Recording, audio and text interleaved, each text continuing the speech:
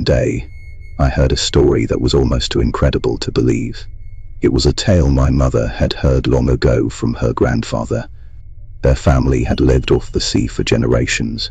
My mother's grandfather was the head among the village fishermen.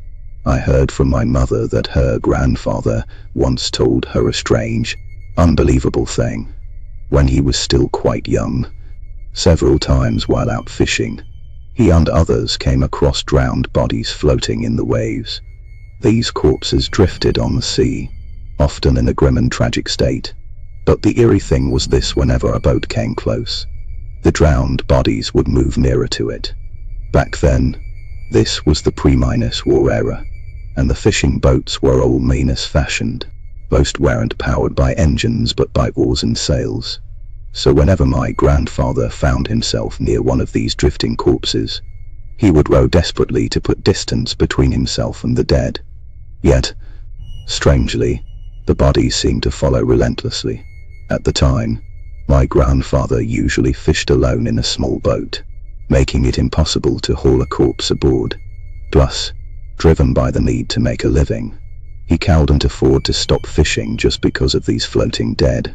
Under these conditions, the fishermen developed a kind of prayer, almost like a chant or incantation. What they did was, they would speak to the drowned body, apologizing for having to fish now and asking it politely to stay away, not to disturb their work. In return, they promised the corpse a safe return to land. My grandfather said that if they said this, something miraculous would happen. The dead would bob and drift on the waves, but keep a certain respectful distance. Then, when the fishing was done and the boat was heading back home, they would say again to the corpse, "The fishing is finished now. We are returning. Please follow along. Come with us."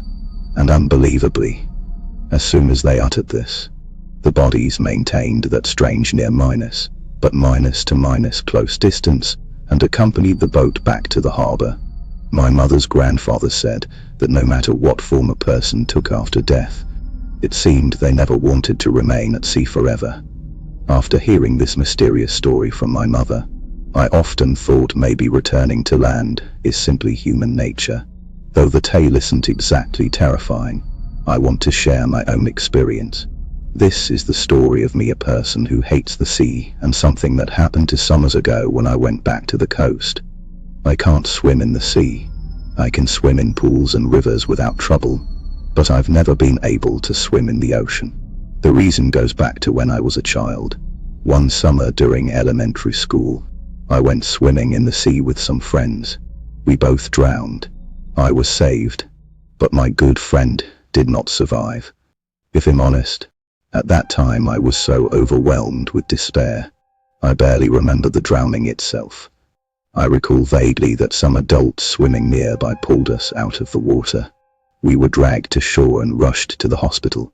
After emergency treatment, the doctors and nurses tilted their heads curiously, looking at bruises on our ankles. Both of our feet had telltale marks, like fingers had tightly grabbed them.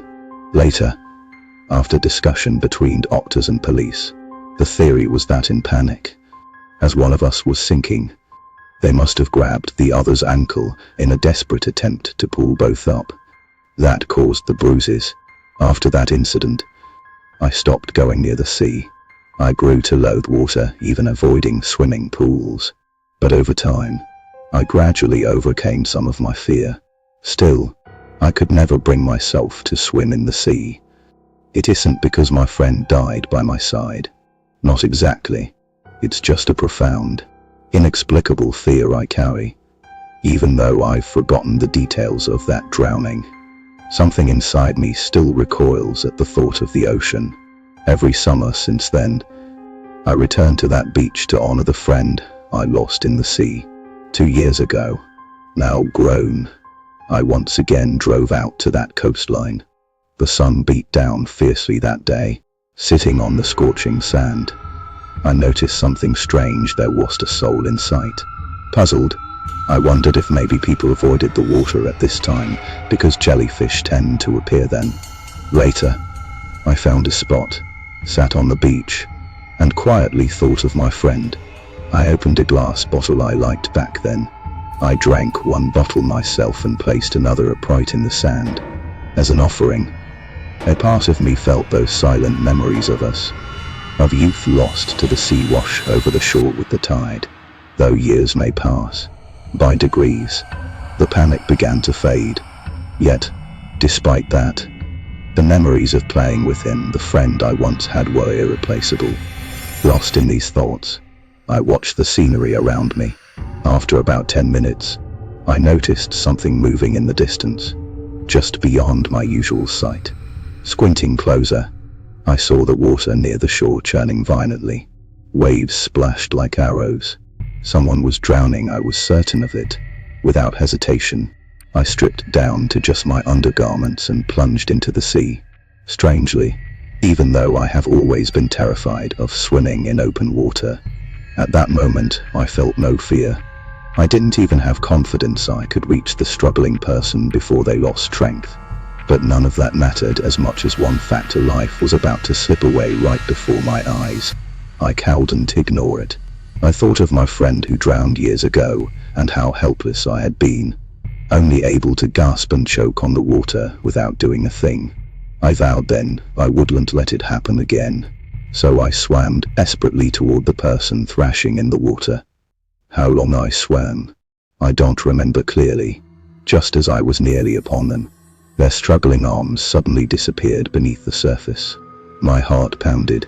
No, I thought, they're sinking. And in that instant, I felt something grab my foot. Suddenly, I was being pulled underwater. I felt a grip tighten on my left foot.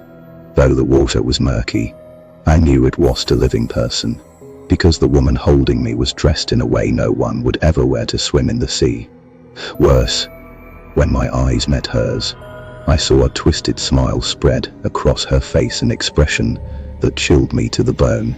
Terrified, I kicked my right foot violently, trying to shake her off, but she clung to me with relentless strength, refusing to let me leave the water. Underwater, I was running out of breath. My oxygen was nearly gone. I felt death creeping closer, slowly wrapping around me. Just as I was about to reach my limit, on the edge of surrender, someone grabbed my arm. I looked over, and there he was, my childhood friend. He stood there, wearing the same swimming trunks as the day he drowned. His hands grasped my arm tightly, and he smiled at me. That smile was different, unlike the sinister grin of the woman clutching my foot.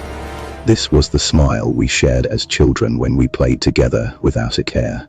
I stared at him, thinking, is it really you?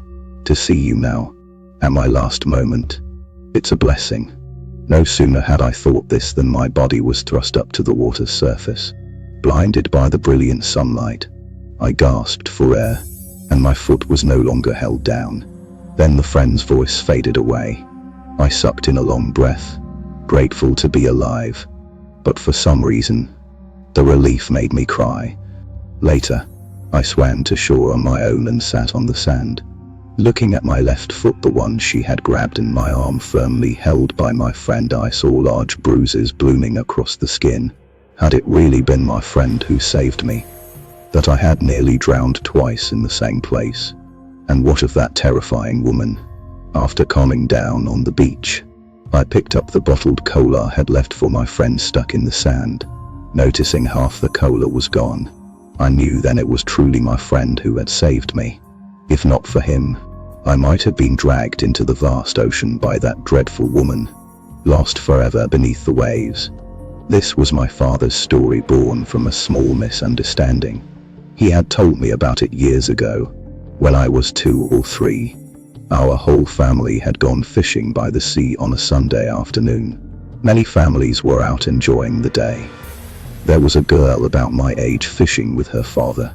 Suddenly, she fell into the sea. Someone screamed. A girl fell in. Hearing this, my father dropped his wallet and cigarette and jumped straight into the cold autumn water. He thought it was me who had fallen. It was another child. But my father couldn't ignore it just because she was his own. So he swam toward the girl. Drowning people usually panic. The wild thrashing often makes rescuers struggle, and sometimes both drown. But when my father reached the girl, she wasn't crying or yelling. Her face was strange calm, almost eerie as she slapped at the water pulling against her. He pulled her close. She trembled and clung tightly to him. My father's voice was steady, giving her courage. "It's all right now." My father slowly swam back. As they neared the pier near the fishing dock, our whole family was waiting there along with some adults and the girl's father. Everyone was ready to pull them out of the water.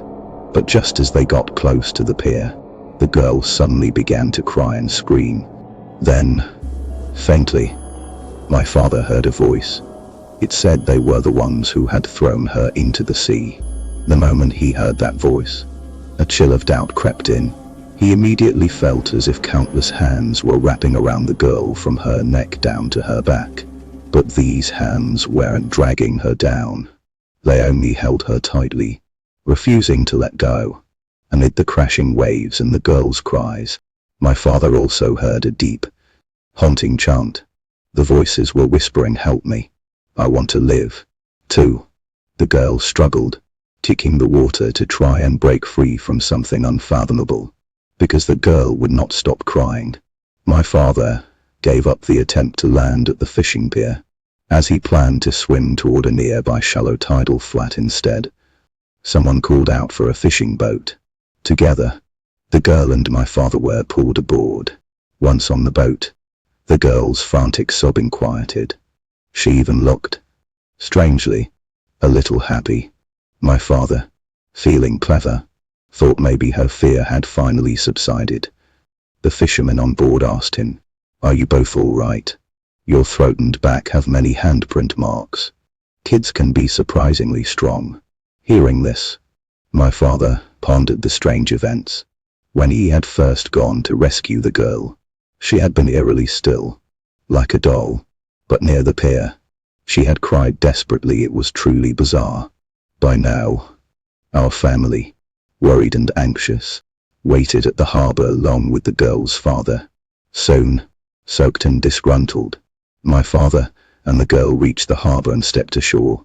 They changed clothes upstairs at the Fisheries Association building, wrapped themselves in blankets to warm up. My father told the girl, "I'm glad you're safe and sound." But her reply chilled him to the bone. In a quiet voice, she said, "It was my father who did it." Later, my mother told me, my father bore the marks of the girl's clutching hands across his arms. His back and waist were also covered in large and small handprints and scratches. The eerie thing was that these marks appeared in places the girl could not have reached. Afterward, the police and some organizations showed up. Someone even suggested praising my father. But he was haunted by what the girl said and grew afraid. He didn't want any ties to the woman or the locals, and so he declined. Hearing this detailed account, I felt a deep chill. To this day, my father still doesn't know if what the girl said was true. If it was, why would her own father do such a thing? To claim insurance money, or for some twisted ritual? And the voices my father heard beneath the waves, were they cries for help from others who had met the same fate and drowned? This is a story I wish I could forget. Long ago, I once traveled alone to a small seaside town. It was well past the season for beach going, and besides me, the guest house was empty. The night was quiet. I carried a can of beer and walked down to the shore. Stepping carefully on the cement stairs that lead to the sand, I stared out into the dark ocean, listening to the waves crash against the beach. My thoughts were scattered, had been weighed down by some unpleasant events in life, feeling heavy-hearted and nostalgic as I reflected on my past. It was then I noticed something, a black, solid mass drifting on the edge of the waves that lapped the shore.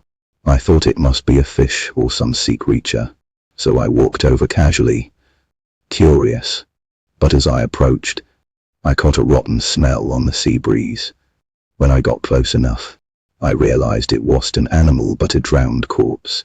Nervous, I wanted to call the police, but then I thought maybe I should alert the guest house first.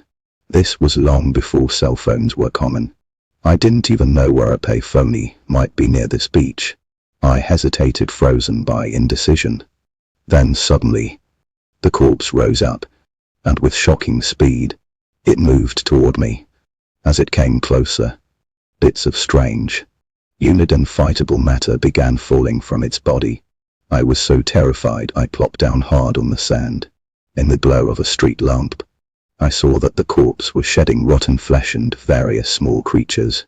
Maybe crabs, maybe shrimp. The image stuck in my mind vividly. It was a tiny fish hopping on the sand. Then it came toward me. I was frozen with fear.